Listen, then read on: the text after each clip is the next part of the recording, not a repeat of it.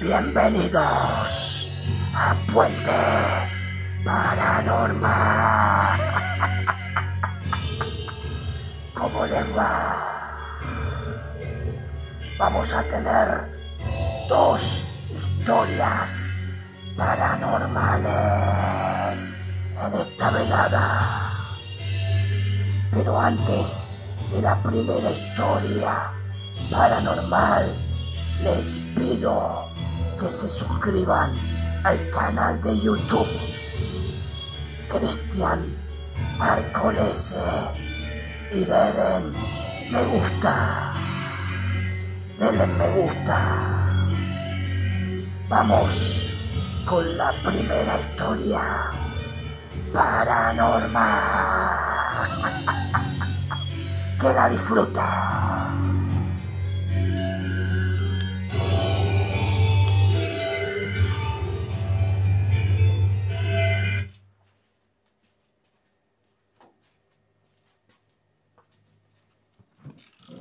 Pepe tenía alrededor de 15 años cuando sus padres compraron un terreno donde planeaban construir una casa.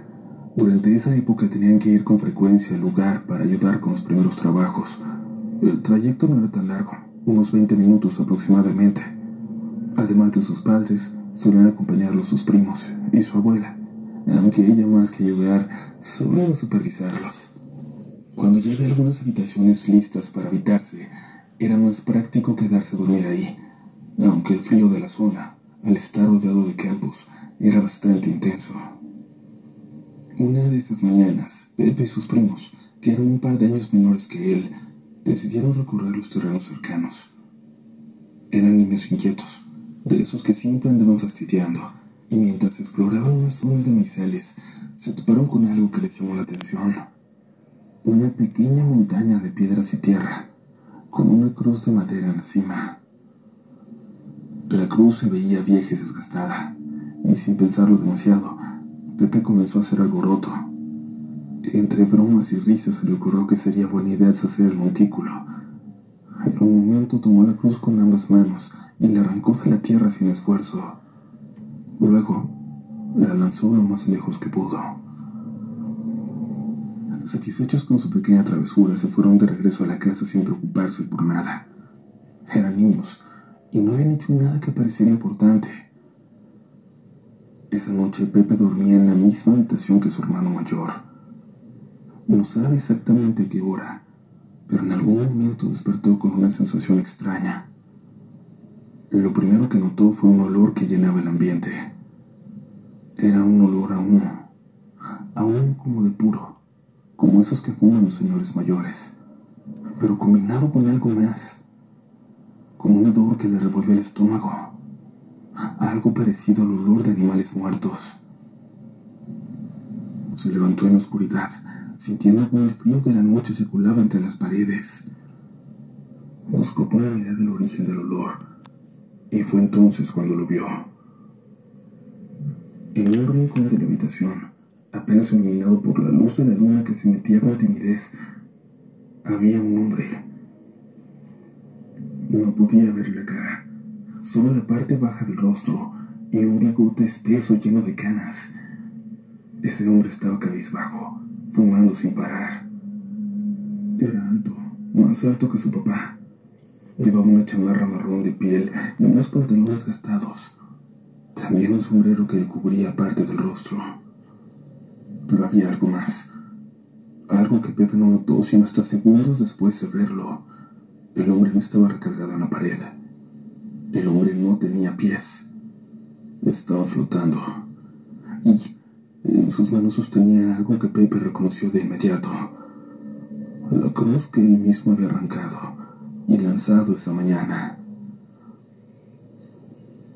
Sabía que no podía correr y dejar a su hermano allí, pero tampoco le salían las palabras.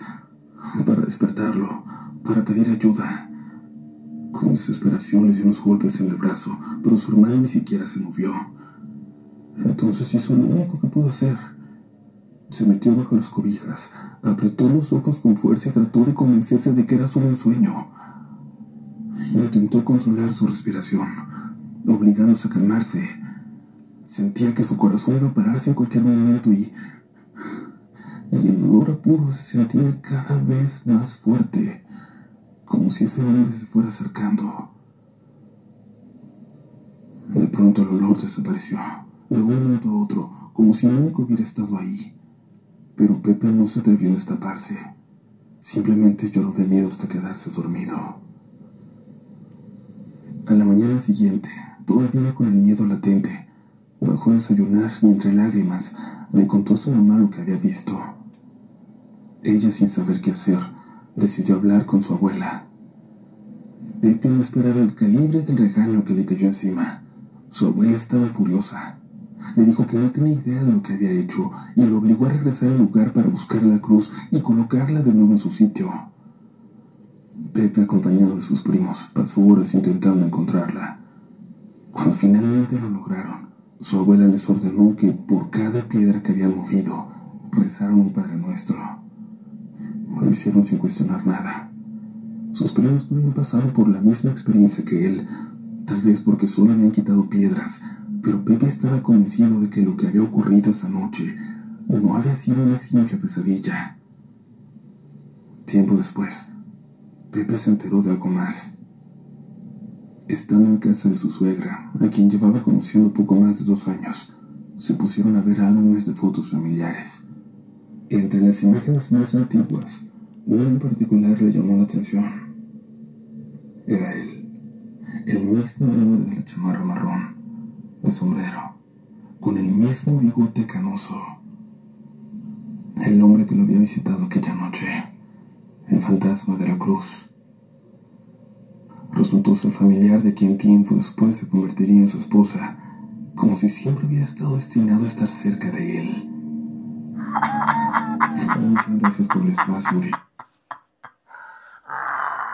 Espero que les haya gustado esta primera historia paranormal.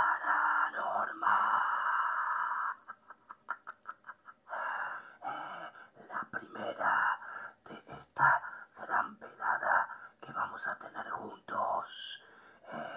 Quiero decirles que se suscriban a el canal de YouTube Cristian Arcolese y den me gusta, no sean mezquinos con los me gusta,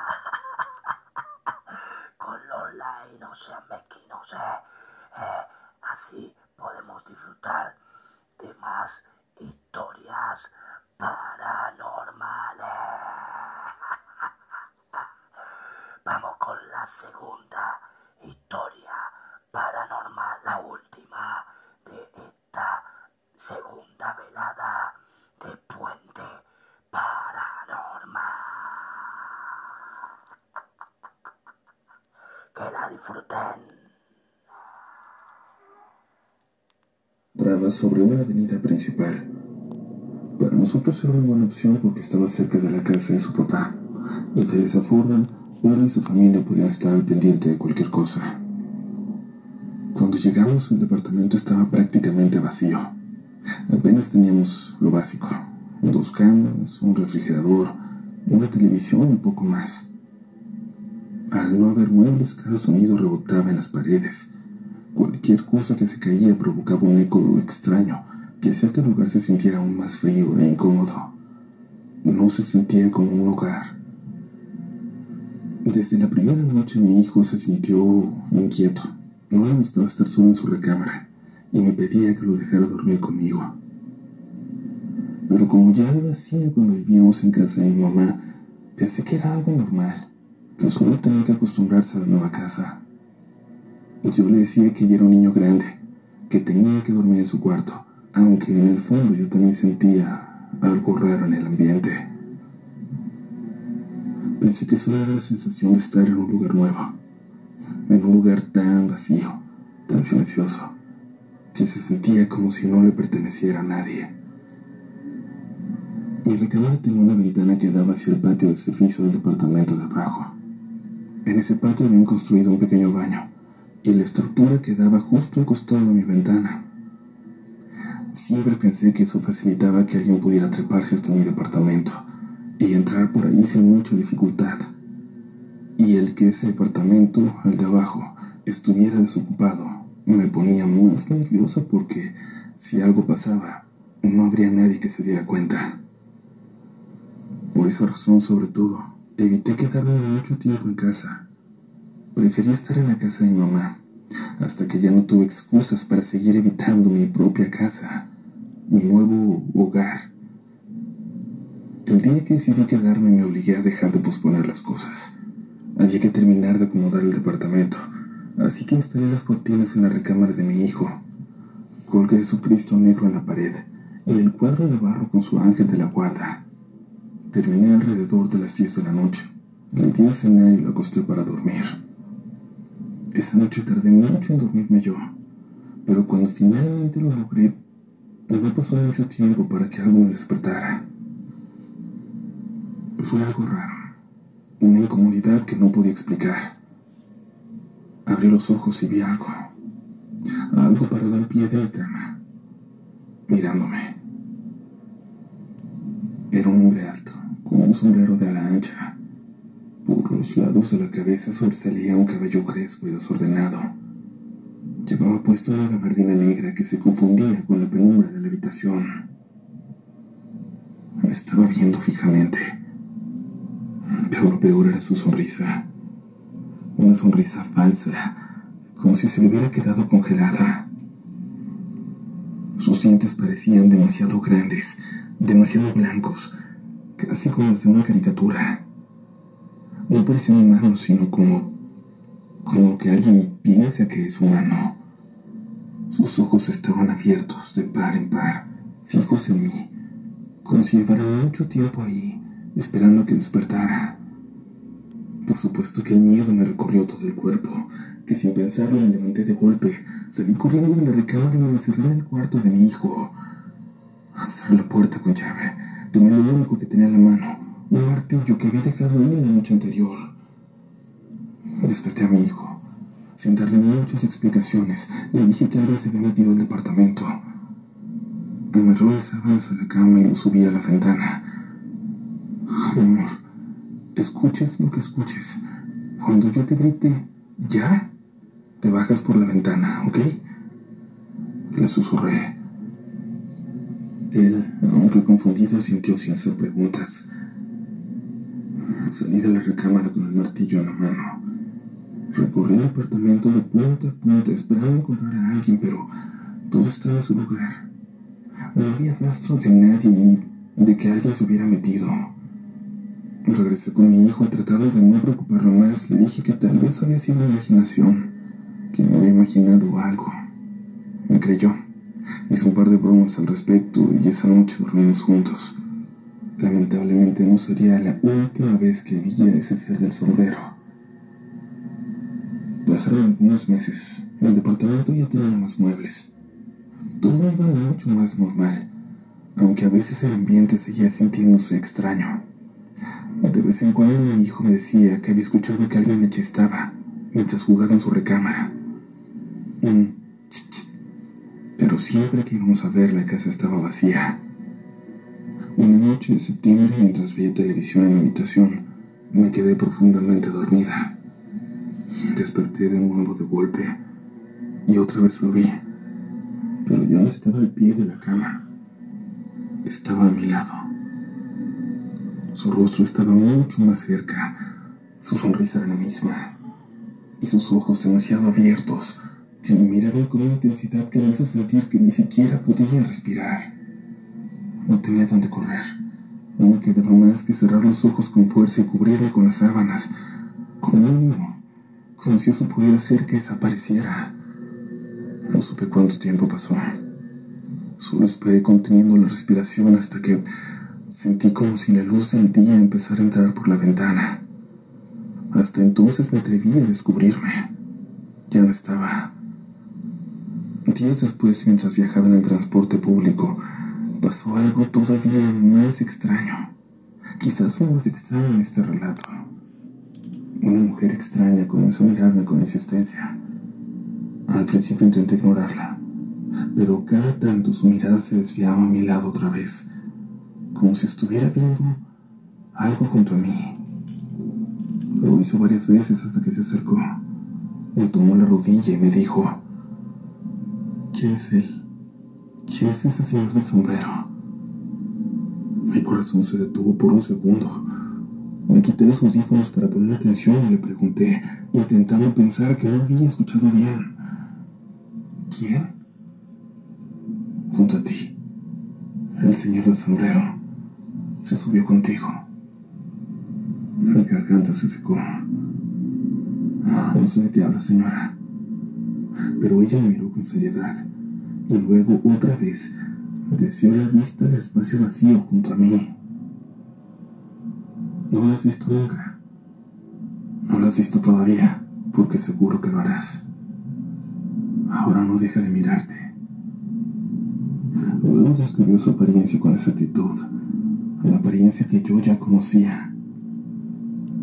Le dijo que llevaba sombrero, que el cabello le salía por los lados y que llevaba una gabardina negra. Me dijo que sonreía en mi dirección, pero que la volteaba a ver de reojo, que parecía molestarse porque me hablaba, porque ella no pudiera ver. Y evidentemente no supe qué responderle. Por suerte en ese momento más personas subieron al transporte. Una de ellas se sentó justo a mi lado, ocupando ese espacio vacío. Y la señora me dijo que ya no me preocupara, que por ahora se había ido. No sé qué fue lo que pasó. No tengo de verdad ninguna explicación para lo que vi ni para lo que aquella mujer describió con tanta precisión. Si hubiera sido un sueño, entonces lo de esta mujer no entiendo cómo explicarlo. Por supuesto que no estaba dispuesto a quedarme en ese lugar para averiguar quién era. No me importaba descubrirlo. No me importaba investigar nada. Me mudé en cuanto pude.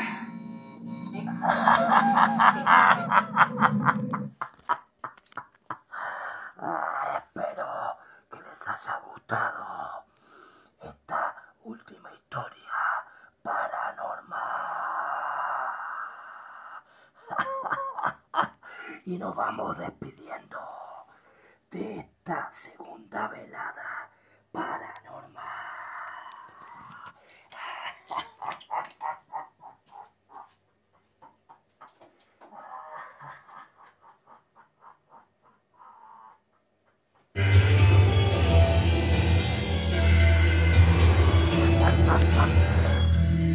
Invito a todas y todos a suscribirse al canal de Cristian Arcolese, el canal de YouTube, y meter like, por supuesto, me gusta. Pongan me gusta y nos veremos en otro puente paranormal. Chau.